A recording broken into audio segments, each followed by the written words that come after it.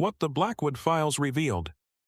They told us to file it under local legend, but the truth I uncovered in the Blackwood Files wasn't folklore, it was a calculated, interstellar incursion waiting for its next opening. This isn't just about missing persons, it's about preventing an event horizon we can't afford to witness. The fluorescent lights of the precinct hummed their usual, weary tune, a monotonous counterpoint to the rain that lashed against Detective Miles Corbin's office window. It was a Tuesday that felt like a Thursday, the kind of day where paperwork piled up like a bad omen and the coffee tasted like regret. Corbin, a man whose pragmatism was as ingrained as the lines etched around his eyes, was wading through a particularly dry case file on petty larceny when the courier arrived. The man, nondescript and quick, simply handed over a plain brown package, no return address, no sender's name, just a scrawled, almost childlike, label for Corbin. He signed for it with a practiced flick of his wrist, the courier already vanishing back into the downpour. The package felt heavier than it looked, dense with an unknown purpose. Unbidden, a prickle of unease traced its way up his spine. Corbin wasn't prone to flights of fancy. His career had been built on tangible evidence, on irrefutable facts, not on gut feelings or the whisperings of the precinct's more imaginative types. Yet, this felt different. It carried a silent weight, a premonition that settled in the pit of his stomach like cold lead. He carefully sliced through the thick packing tape with his letter opener, the sound a sharp rip against the quiet drone of the office. Inside, nestled amidst a layer of tightly packed foam, lay a collection of items that immediately defied any logical categorization. The first thing he pulled out was a thin, leather-bound journal, its cover worn smooth with age, the pages brittle and yellowed. The ink inside was faded, almost illegible in places, detailing mundane observations that gradually twisted into something far more sinister. He found entries that spoke of an increasing number of missing persons, not just from the immediate area, but from a small, remote town called Blackwood Creek. The dates stretched back decades, interspersed with crude, almost frantic sketches of unfamiliar symbols and disturbing, almost alien, biological forms. Beneath the journal lay a stack of photographs, most of them grainy and poorly lit, as if taken in haste or under duress. They depicted scenes that churned Corbin's stomach, shadows that seemed too deep, too solid, unnatural distortions in the landscape, and fleeting glimpses of something that looked disturbingly out of place in the natural world. One photograph, in particular, froze him a group of figures, huddled together, their faces obscured by shadow, standing at the edge of a dark, dense forest.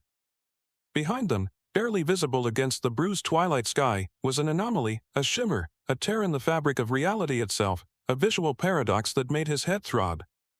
It looked like nothing he had ever encountered in his years on the force, nothing that could be explained by atmospheric phenomena or faulty optics. He sifted through more documents, fragmented police reports, their contents redacted to the point of near meaninglessness, old newspaper clippings detailing unsolved disappearances, dismissed by local authorities as cases of hikers lost in the wilderness or runaways seeking new lives, and a smattering of what appeared to be academic papers, their subject matter so esoteric it bordered on the absurd. Titles like anomalous gravitational lensing in uncharted territories and biosignatures of non-terrestrial flora swam before his eyes, a bewildering lexicon of the unknown. The sheer volume and the unsettling nature of the contents began to chip away at Corbin's carefully constructed wall of skepticism. Blackwood Creek. He knew the name. It was a place whispered about in hushed tones, a town that seemed to attract misfortune, a place where the veil between the mundane and the inexplicable felt terrifyingly thin. Had always dismissed the stories as local superstition, the kind of tales that festered in isolated communities. But this package, this unsolicited dossier, suggested there was a truth buried beneath the folklore, a truth that was far more disturbing than any campfire story. The disappearances weren't random, they were a pattern. And the photographs, those unsettling glimpses of the impossible, hinted at a force at play that was utterly beyond his experience, a force that demanded investigation, not dismissal. His duty, as it always was, pulled him forward. The drive to Blackwood Creek was a study in isolation. Miles of dense, unyielding forest pressed in on either side of the winding asphalt ribbon, the trees so thick they seemed to swallow the weak afternoon sun. Corbin's patrol car, a familiar piece of city bureaucracy, felt increasingly out of place, an intrusive intrusion into a landscape that seemed to actively resist intrusion. The town itself, when he finally arrived, was less a destination and more an afterthought. A collection of weathered buildings huddled together as if for warmth, their facades bearing the stoic indifference of places that had seen too much and said too little. The silence was profound, not the peaceful quiet of the countryside, but a heavy, expectant hush, as if the very air was holding its breath. He found the sheriff's station, a modest structure that looked more like a retired general store than a law enforcement hub. The sign, faded and peeling, read simply Blackwood Creek Sheriff's Department. Inside, the air was thick with the scent of old paper and stale coffee. Behind a cluttered desk sat Sheriff Anya Sharma. She was a woman who carried her authority like a well-worn badge, her gaze sharp and assessing, her posture radiating a quiet competence that spoke of years spent navigating the unique challenges of a frontier town. Her uniform was crisp, her movements economical. Corbin introduced himself, laying out the package's contents with a practiced, dispassionate delivery, the fragmented reports, the journal, the unsettling photographs. He watched her face for any flicker of recognition, any hint that this was more than just another outsider's morbid curiosity. Sharma listened with an unreadable expression, her eyes occasionally drifting to the offending images. When he finished, she leaned back in her chair, her hands steepled before her. "Detective Corbin," she began, her voice low and steady, carrying the distinct cadence of someone who chose their words carefully. "I appreciate you coming all this way. We get our share of visitors drawn by the local legends. Blackwood Creek has always been a magnet for those seeking the unusual." She gestured vaguely at the photographs. "These are disturbing. But these sorts of anomalies, the shadows, the distortions as you call them, they're not uncommon here. People see things. Especially around the old Blackwood estate." Corbin pressed, referencing the disappearances, the pattern had begun to discern. "The journal mentions a recurring phenomenon," he stated, his tone even, leaving no room for ambiguity. "And the dates of these missing persons align with what appear to be cyclical events." Sharma's gaze shifted, a subtle tightening around her jaw.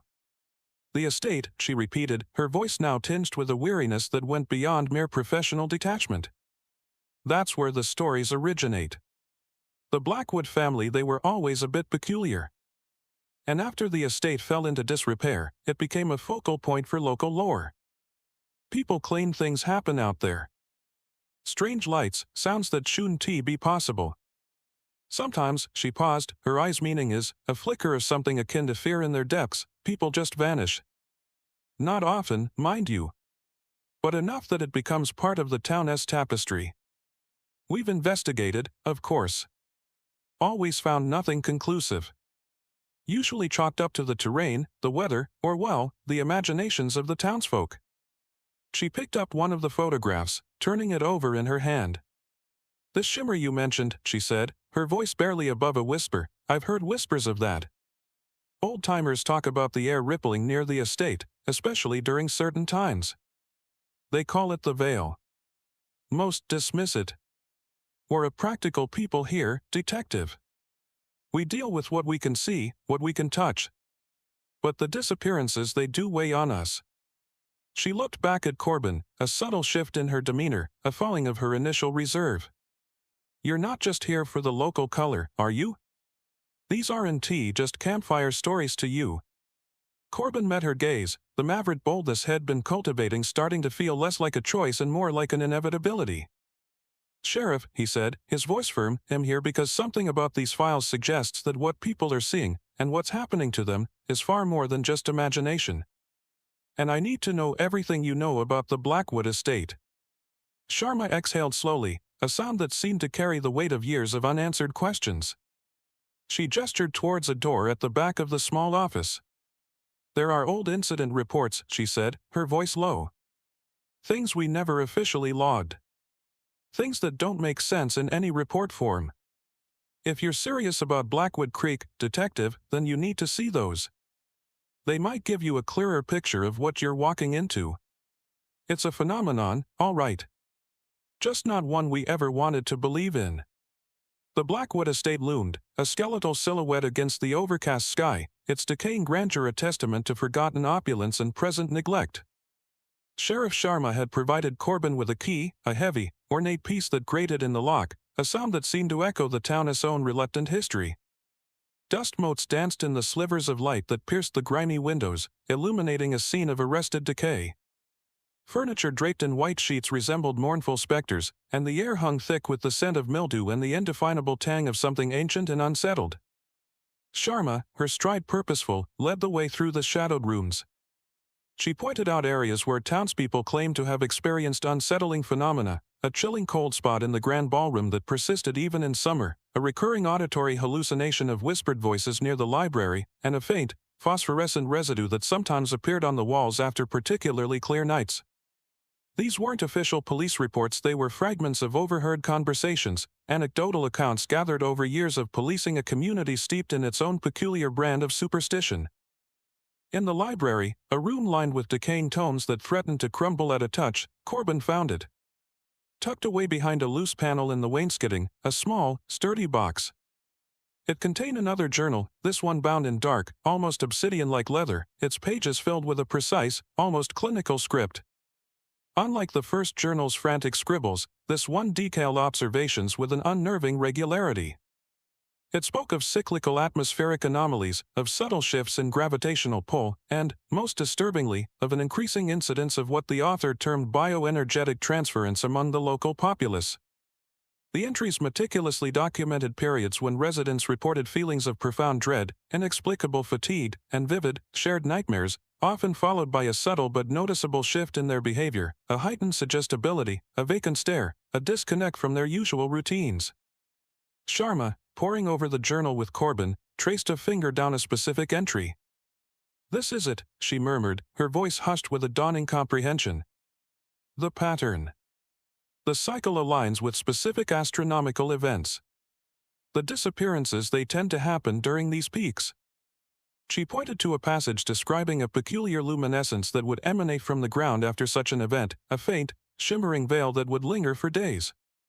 "That's the residue the old-timers talk about. They say it marks people.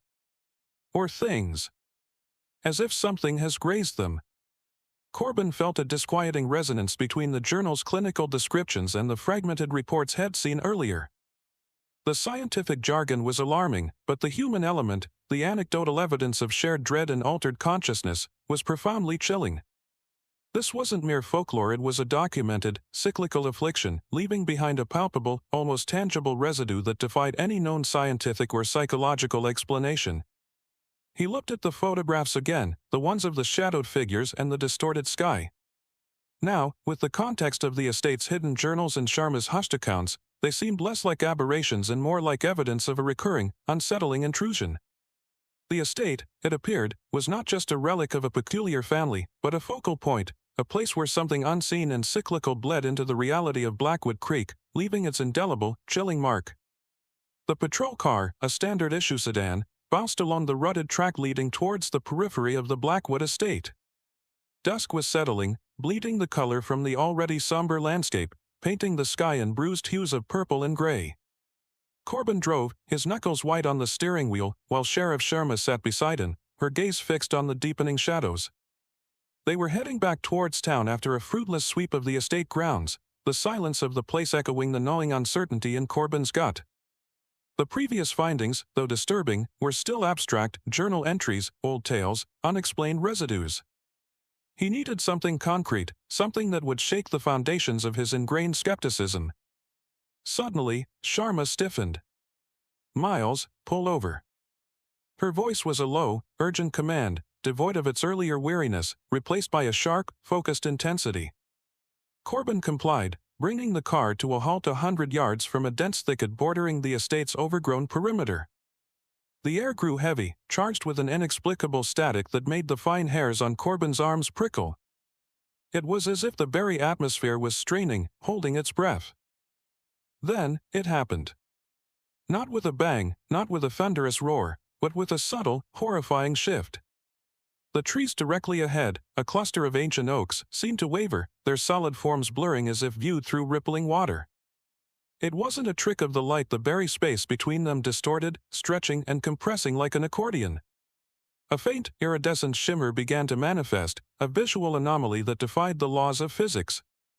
It pulsed, a silent thrum of energy that Corbin could feel vibrating in his bones. For a fleeting, terrifying moment, the solid reality of the forest seemed to unravel, replaced by a kaleidoscope of impossible colors and fleeting, geometric shapes that flickered at the edge of perception.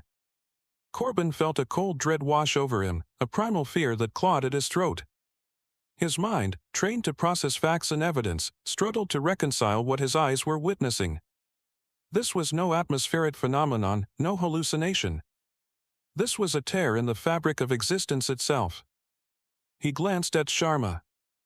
Her face was a mask of grim fascination, her eyes wide, not with terror, but with a grim confirmation. She was seeing it too.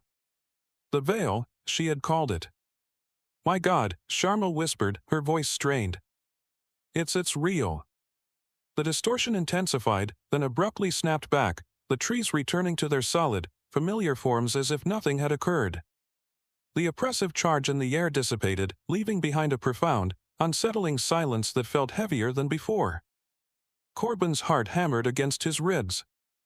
He gripped the steering wheel, his gaze fixed on the now innocent-looking trees. The Blackwood Files were no longer just fragmented reports and unsettling photographs. They were a testament to something far stranger, something that operated on a level beyond his comprehension, a level that could rewrite reality itself. His professional duty, once a clear path of procedure and evidence, had fractured into 1,000 uncertain directions. The line between the known and the utterly alien had just been irrevocably blurred. Back in the relative sanity of the Blackwood Creek Sheriff's Department, the sterile fluorescent hum felt like a balm after the unsettling spectacle at the estate. Corbin and Sharma were hunched over the scattered evidence, the journals, the photographs, the hastily transcribed historical accounts Sharma had unearthed from the dusty town archives. The shared experience at the estate had forged a silent understanding between them, a mutual acknowledgement that they were no longer dealing with simple folklore. Corbin, ever the investigator, began cross-referencing dates. He laid out the original journal's fragmented reports of disappearances alongside the more systematic observations from the second journal and the scattered town records. A stark, undeniable pattern began to emerge.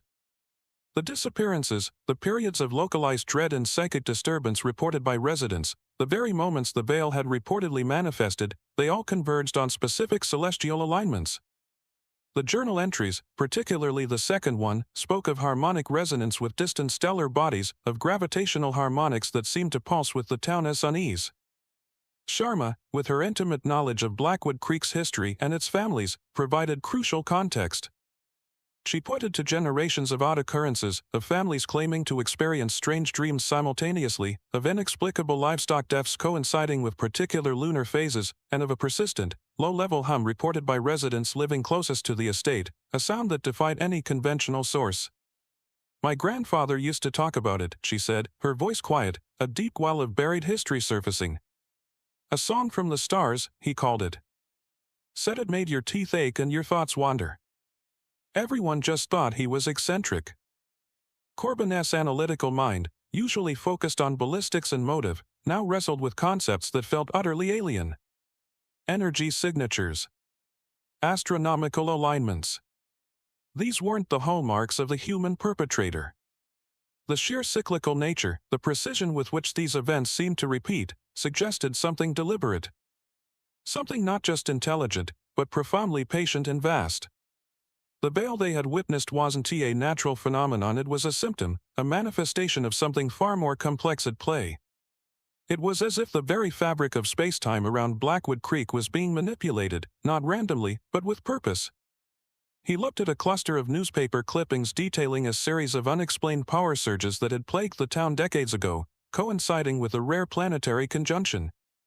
Then he cross-referenced it with the second journal's cryptic mention of disruptions in localized electromagnetic fields during similar celestial periods. The pieces, disparate and bewildering, began to slot into a terrifying mosaic.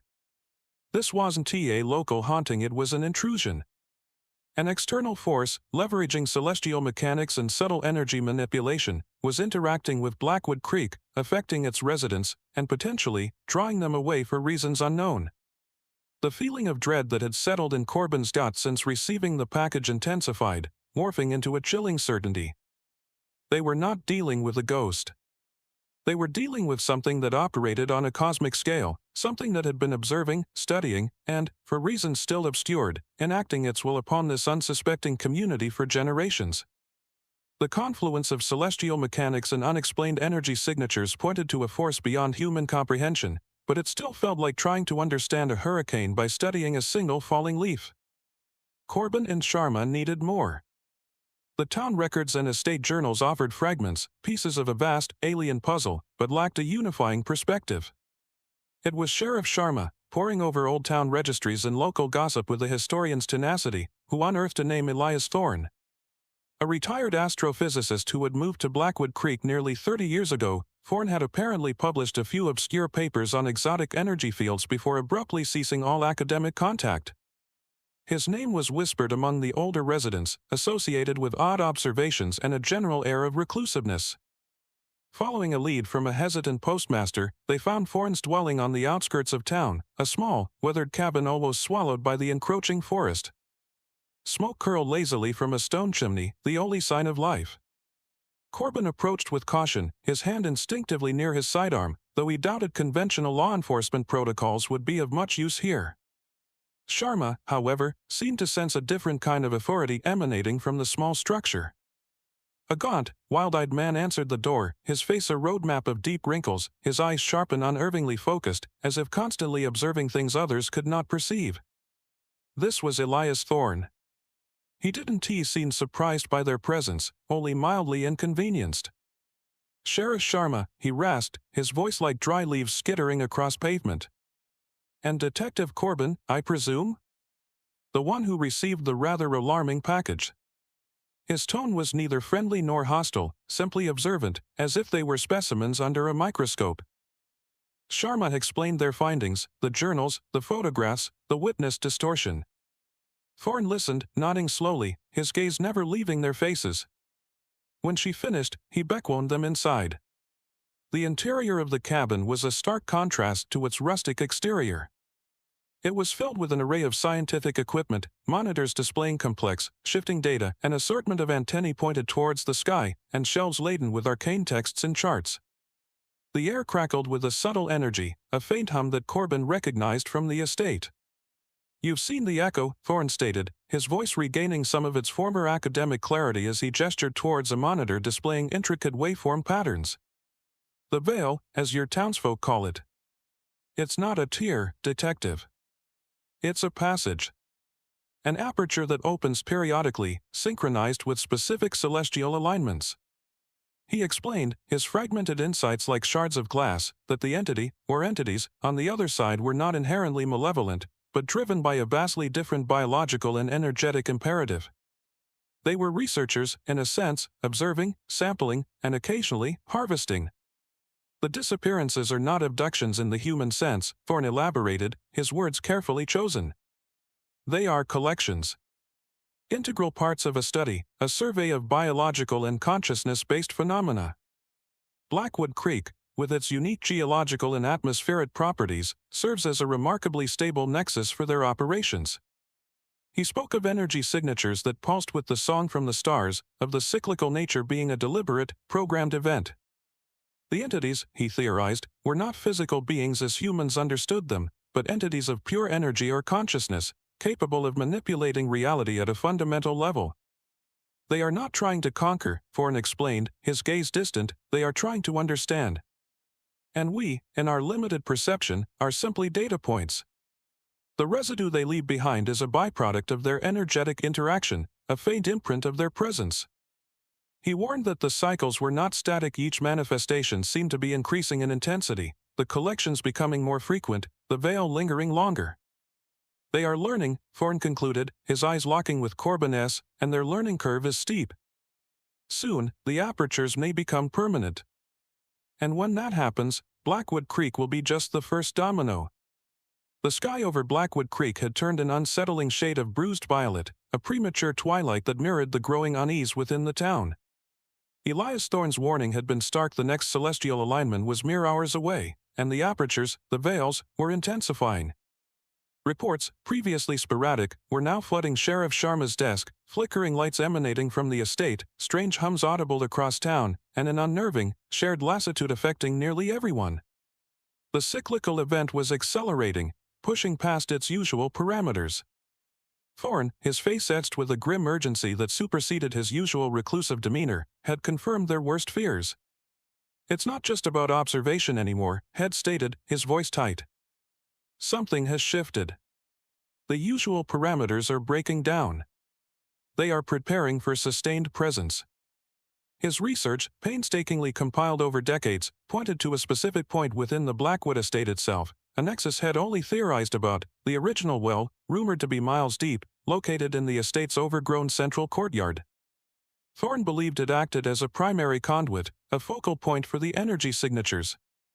Armed with this knowledge, and a desperate sense of duty, Corbin and Sharma, accompanied by Thorne carrying a collection of his more portable, specialized equipment, drove back towards the looming silhouette of the estate. The air thrummed with an anticipatory energy, a prelude to the tempest that Thorne had predicted. As they approached the estate, the familiar distortions began to manifest with alarming ferocity. The trees seemed to writhe, their forms blurring and reforming like smoke. The sky pulsed with an unnatural light, and the ground beneath their feet vibrated with a low, resonant hum that seemed to bypass their ears and directly impact their very bones. It was a symphony of the impossible, and it was growing louder. They reached the courtyard, a desolate expanse choked with weeds and shadowed by the decaying mansion. The old well stood at its center, a dark maw in the earth, surrounded by a faint, pulsating luminescence that was both ethereal and terrifying.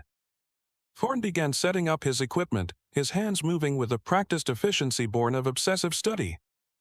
He explained, his voice strained, that they needed to disrupt the energy flow, to force the aperture to collapse before it stabilized into a permanent gateway. He had brought a device, a jury-rigged contraption of coils and capacitors, designed to emit a counter-frequency, a jarring dissonance to the entity's harmonic resonance. As Thorne worked, the distortion around the well intensified. The air shimmered, not with the brief flickers they'd seen before, but with a sustained, rippling distortion. Shapes, indistinct and fluid, began to coalesce within the shimmering haze, forms that defied earthly geometry. Corbin drew his service weapon, a futile gesture against whatever was manifesting, but an ingrained reflex of preparedness. Sharma, her eyes narrowed, stood beside him, her hand on her own sidearm, her gaze fixed on the encroaching unreality. The hum escalated, reaching a piercing crescendo. The ground trembled violently. A wave of pure, unadulterated dread washed over them, a psychic assault that threatened to shatter their resolve. Corbin felt his mind reeling, his grip on reality fraying at the edges.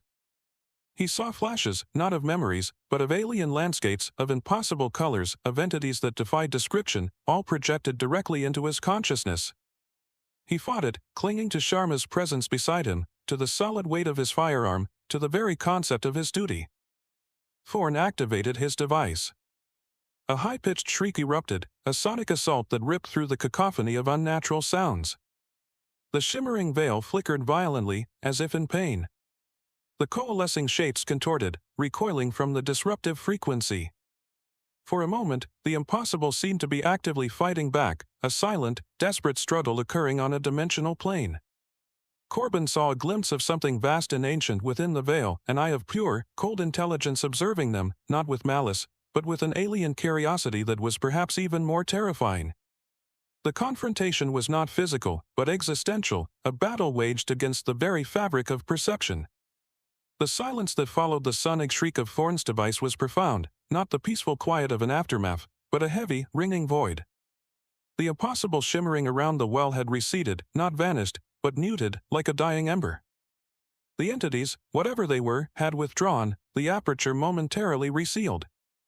Corbin, his weapon still in hand, his mind a chaotic storm of alien images and the lingering psychic assault, felt a bone-deep exhaustion settle upon him.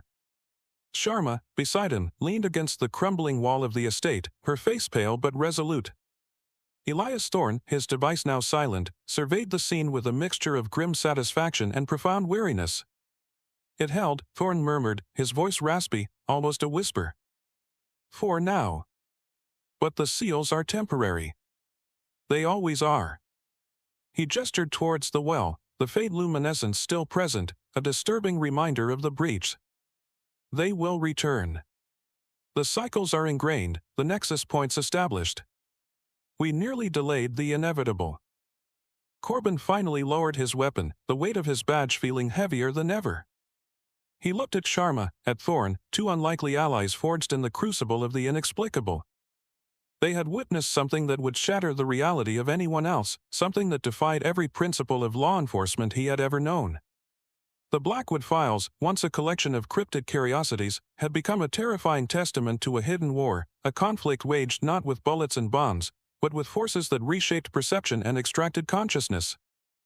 What happens now? Sharma asked, her voice carrying the weight of a question that had no easy answer.